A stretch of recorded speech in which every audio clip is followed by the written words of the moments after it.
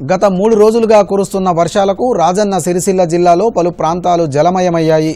జిల్లా కేంద్రమైన సిరిసిల్లలోని శాంతినగర్ ప్రాంతంలో భారీగా నీరు చేరడంతో రాత్రంతా జాగారం చేసినట్లు స్థానికులు తెలిపారు. అకాల వర్షం వల్ల తమ జనజీవనానికి అంతరాయం కలిగిందని వారు ఆవేదన వ్యక్తం చేస్తున్నారు. మరమగ్గాల పరిశ్రమల్లోకి నీరు చేరడంతో తీవ్ర నష్టం వాటిల్లినట్లు నేత కార్మికులు చెప్పారు. కాగా నిన్న ఒక్కరోజే రాజన్న సిరిసిల్ల జిల్లాలో 65.2 మిల్లీమీటర్ల వర్షపాతం నమోదైనట్లు అధికారులు పేర్కొన్నారు. జిల్లాలోని అన్ని చెరువులు, వాగులు నిండు కుండలా మారాయి.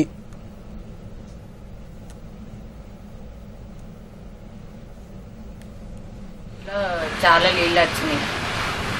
మేము పడుకొని లేచే వరకునే మా ఇంట్లో మొత్తం వాటర్ మొత్తం అన్నీ ఏరినాయి. అయితే లేచి చూసే వరకు నీళ్ళు ఉన్నాయి. అయ్యో ఏమైంది, అన్నీ నానినాయి. బియ్యము, బీడీలు, ఆకు, నూనె, అన్ని ఏ వస్తువులైనా అన్ని నాని అన్ని కింద పోయినాయి. మాకు ఏదన్నా సహాయం చేయాలి ప్రభుత్వం.